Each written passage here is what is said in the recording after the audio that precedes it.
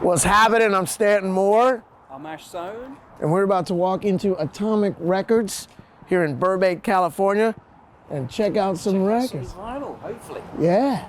Yes, indeed.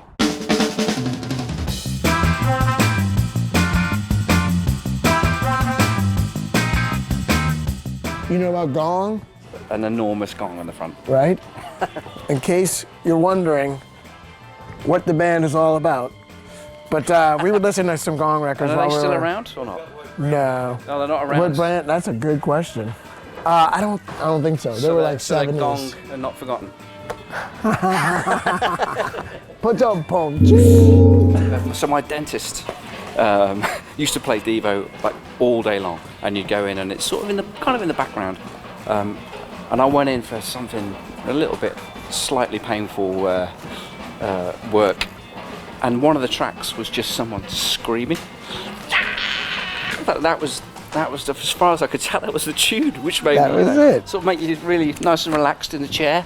Yeah, here's the Dr. John section. Right. We only have the Night Tripper, but of course, we just lost Dr. John. We just started doing a Dr. John tune with Galactic, Qualified. Have you checked that out? No. You gotta check it out. It's mind-blowingly funky. I did a festival a few years ago, and they were playing, and I have to say, the band, the downbeat of the very first thing the whole band played, that it felt absolutely. Yeah, and you and I have had that discussion, and I think at that time that you described to me, it had to have been Herman Ernest on drums, and he's just... I couldn't believe, especially a festival, they come out, they start playing, and it's just like...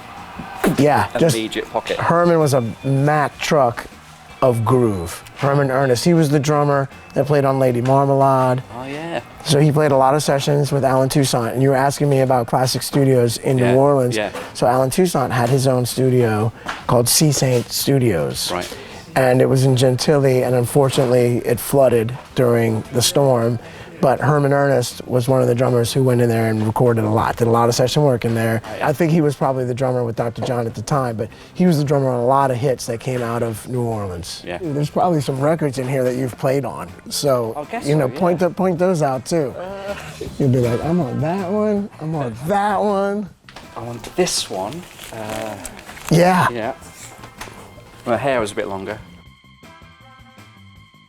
Back then, right. Hair was different, but essentially, a little gray has come in, a little salt and pepper. But it looks good on you. Makes you look distinguished. Yeah. That was fun though. That record. Yeah.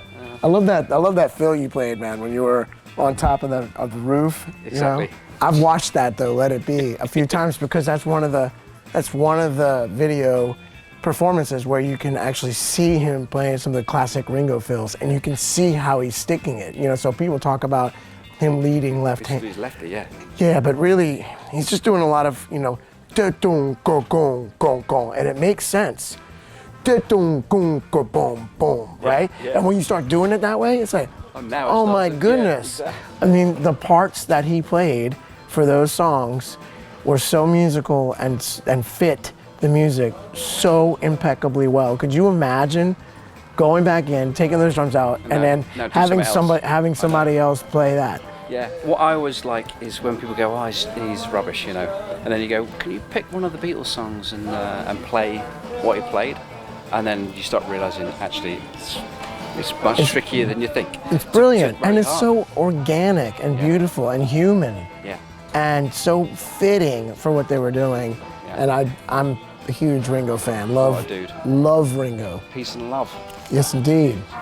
Almonds. So yeah, Almond Brothers. I recently did a tribute to the Almond Brothers with Carl Denson. We did a bunch of the Almond tunes. Wow. With me and Zach on drums, and that was super fun. Learning those parts, learning those tunes, because I've heard them for years. But then actually going in and learning some of those songs. I mean, they have monster songs. Unbelievable songs. You know Carl Denson? So he's a saxophone player who's been playing in my scene for a long time. Long story short, he started off playing saxophone with Lenny Kravitz, right? So when Bobby Keys passed away, Mick called his friend Lenny Kravitz. Hey, we need a saxophone player. Lenny Kravitz said, oh, call my friend Carl Denson. Now Carl Denson is the saxophone player, one of the saxophone players in the Rolling Stones. Wow. But he wanted to do an Almond Brothers tribute, and Nice so work if you can get it. yeah. Man, who's the drummer on a lot of the ABBA stuff? Now that is a good shout. I don't know offhand, I can't remember his name.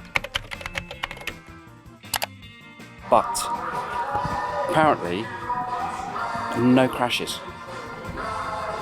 Really? If you listen to some of the ABBA stuff, never a downbeat, never a crash on the downbeat. Wow. And I don't know if that's true, but a producer said to me they never did that. It's like, wow. I'm gonna go back and listen. My daughter Go back and loves have a look. ABBA, so when she pulls up ABBA when I'm driving her to school, Just wait, I'm here it gonna comes. listen. Here it goes. there's No crash. I'm gonna listen for that now. Okay, so James Taylor, Yeah, we were talking about that last night. last night. Yeah. Make sure that you check out The Hour That Morning Comes.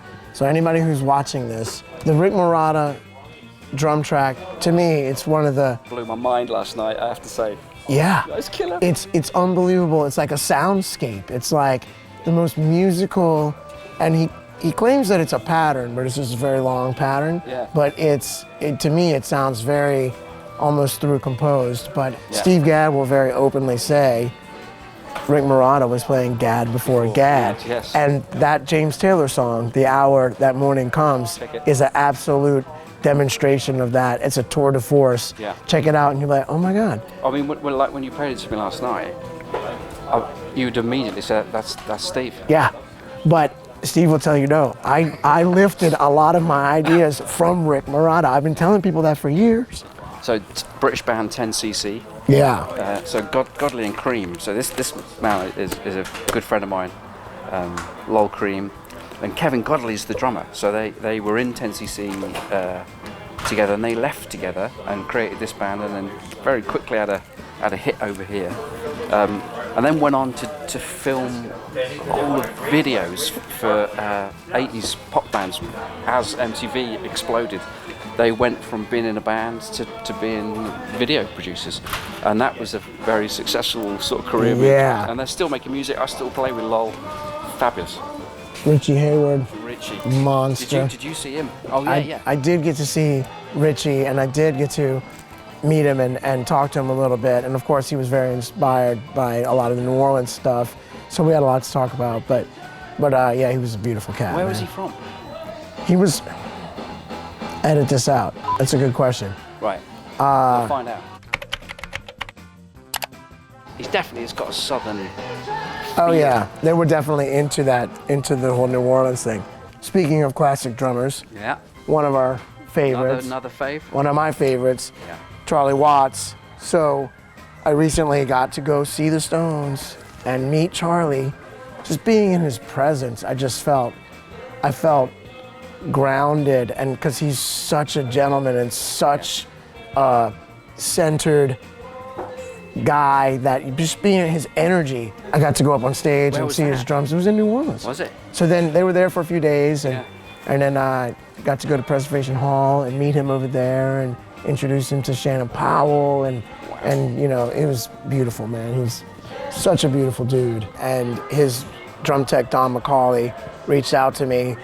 They were there for a few days and went to a museum, the Jazz Museum, the New Orleans Jazz Museum. One of my videos was playing, and Charlie, I guess, dug it and was like, "Hey Don, find out if this guy if he's around and wants to come to the show." So he reached out, and I got to go check out the show. And Don and Charlie were just the epitome of hospitality and class, and just, it was so amazing. Yeah. A band that I still play with, a British band.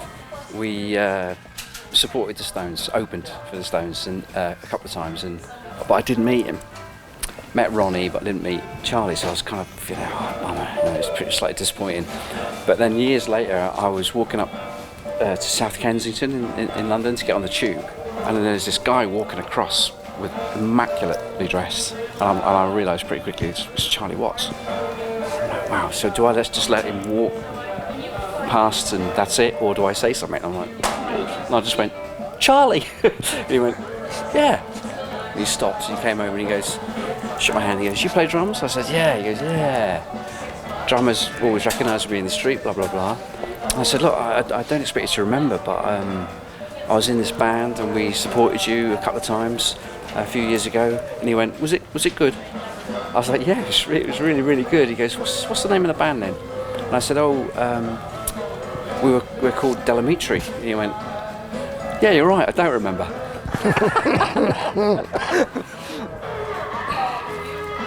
Sandy Nelson. Sandy Nelson. Let There Be Drums. So, my dad played Let There Be Drums to me. And that's the record that, when I was 10 years old, I heard that. And that's the record that made me go, I want to do this thing. So I'm very, very grateful for Sandy. That's awesome. Yeah. So that was the record that made you want to play drums? Yeah, well, Let There Be Sandy Drums. Nelson, Let There Be Drums. The single, Let There Be Drums. Have you ever heard it? Of course. So it's like surf guitar and drums. That's it. And I'd never heard anything like it. And my dad, there's no real musicians in the family. You could still argue there isn't. But he played me that, and that's kind of what made me want to do it. And there I am. Yeah. Couple of years later. Couple of decades later. And I've got it in my my jukebox. Yeah. Oh, you have a jukebox? My wife bought me a jukebox for my 50th. What? Oh, mate, it's mega. And it plays large records? It plays 45s actually. Oh wow, Yeah. dude, that's amazing. Rockola. So is it vintage? Yeah, it's 1960.